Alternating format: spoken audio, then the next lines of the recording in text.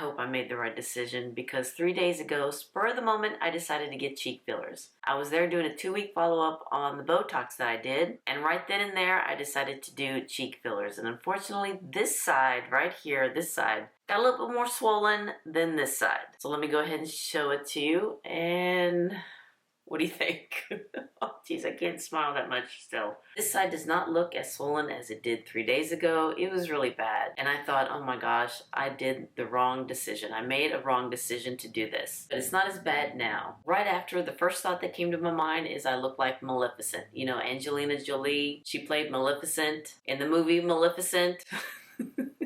My cheeks look like her cheeks in that movie. But yeah, I did cheek fillers. Let me give you a little backstory because I always want to be transparent with you guys. 2 weeks ago, I got Botox, and I always let you know when I do it. Let me go further than that. I've been getting Botox now for over 15 years. It's been a couple years when I didn't do Botox, you know, life got in the way, but over 15 years I've been doing Botox. A couple years I went to a doctor, a couple years I went to a med spa, and then in the past, I guess 5-6 years, I've been going to this dermatologist up in Dallas. And the first time I saw the dermatologist, she did Botox on me, and I believe the next time I wanted to do cheek fillers. So that was about 2014, 2015. And I kind of liked how it looked. The only thing that was bothering me is that it made my top lip smaller. I know that sounds weird, but whenever I smiled, I don't know, my lip just kind of curled down. I don't know. And plus I do yoga, and whenever I'm in downward dog, my cheeks would just kind of, you know, get in front of my eyes. I know that's weird. I know that's weird. So after the 2 years was up, you know, that's how long cheek fillers last, I didn't do it again, but I just kept going to the dermatologist for Botox. Then about a year ago, she moved further north from where I live. So that was another 20 miles for me to travel. I noticed the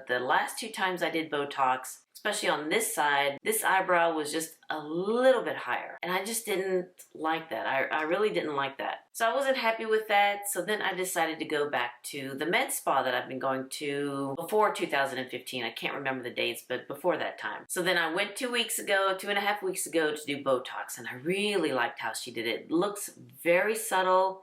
And it did lift everything up here, and my crow's feet is smoother. Really did like how she did the Botox. So then she wanted me to come back after 2 weeks to do a follow-up, and that was Wednesday, 3 days ago. Please, no judgment, no judgment. So when I was there, I looked in the mirror, and I just didn't like how my cheeks were looking. You know, it wasn't filled. It was kind of, you know, flat, and I had this like line right here and another sunken part right here. So I asked her about cheek fillers, and she said, yeah, I think you'll be good. And she showed me pictures of before and after, and she was explaining, you know, with age, we lose fat here and here. So I said, okay, do you have time to do cheek fillers? And she said, let me go look. And she came back and she said, yes, let me go ahead and numb you first, do the next client that I have, and then I'll fill it in. Like, okay. This was spur of the moment. If I would have known I would have done cheek fillers, I would have kind of filmed the before, where I'm just sitting here without applying makeup. But unfortunately, I didn't do that, but I'll try to do some editing with some of the videos that I did before and try to do a comparison before and after. So while I was waiting there for my cheeks to get numb and she was doing the next client, I called my husband to let him know what I was doing, and he just started to laugh. I can't laugh that much or smile that hard. So she comes in and does this side, and it looks really good. Then she did this side, and she was pressing hard. And she said, yeah, you're gonna be bruised on this side, and it's kind of swollen. There's some blood accumulating there, a hematoma. I guess that's what she called it. And I looked in the mirror, and it was just like this ball right here. I tried to take a little video of this, but not too long because I was just a little nervous. I was really nervous. Tears were coming down my face because when I saw this, it looked really bad. You can still see a little bit of a shadow right there. I hope you can see that. And a little bruise right there. This dark spot right here is my melasma spot, but it looked a lot worse 3 days ago. It really did come down, and I'm liking this side. This side just needs a little bit more time for it to heal, and I think when I go back in 2 weeks, she'll probably add a little bit more because when it swelled up, she didn't know how much to put. So she may have to add a little bit more right here. I also did my chin, my jawline. So she put 1.5 here, 1.5 here. She added 1 in this area. A little bit here, a little bit here, and a little bit in my chin. She also had a little bit left in that last vial, and she also injected some filler in the corner of my lips. I still have some bruises here in the corner of my lips and on my chin. I'll try to come up close so you can see. But yeah, I'm still bruised here, little bruise here, right there on my chin. But this looks really good. But this side just a little bit more. And I want to be transparent with you guys, and I always want to let you know what I've done to my face. I've been doing Botox now for, over 15 years, and this is the second time now I've done cheek fillers. And so far, I am liking the results on this side. This side, I need, maybe another week. And we'll see what happens when I go back for the follow-up and see if she needs to add any more on this side. But I have to admit, I really do like the results. No judgment, please. There's no judgment here. And it's not her fault. No fault on her own. It just happened that I got a bruise there, a hematoma, and it just swelled up a little bit more. And I can always cover it up with my hair like that. Jeez, I can't smile that much. Oh goodness. But I have to say that it looks really good. I know I have the bruises here and on my chin and maybe one here, but it looks a lot better than it did 3 days ago, especially this side. Like I said, I look like Maleficent. Oh geez, okay. And this really was spur of the moment decision to do, and I hope I did the right decision, and honestly, I think I did. Even my husband loves it. He says I look refreshed and younger, and I really do like the results.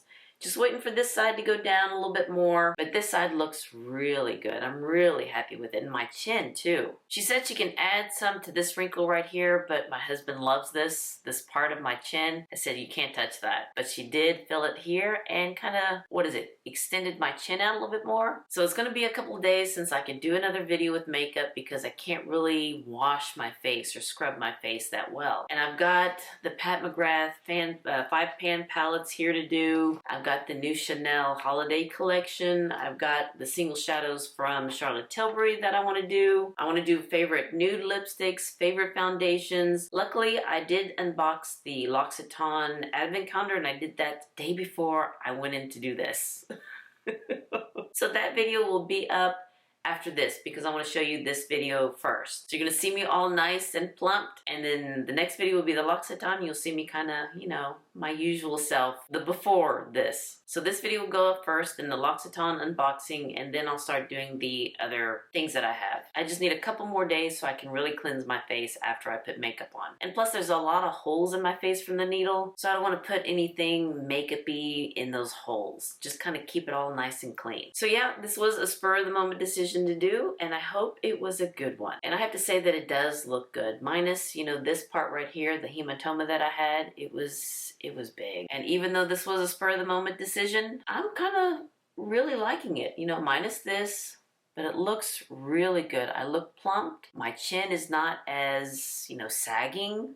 Or my jawline, and my chin is kind of, up. She didn't touch this little wrinkle that I have because that's my husband's favorite feature here on my chin. But I have to say it looks really good. I'm happy. Not happy that I bled on this side, but it does happen. It does happen. It's no fault of her own. It just happens. So I will go back to her in 2 weeks and do a follow-up and see if she needs to add more on this side. Hopefully it won't bleed again.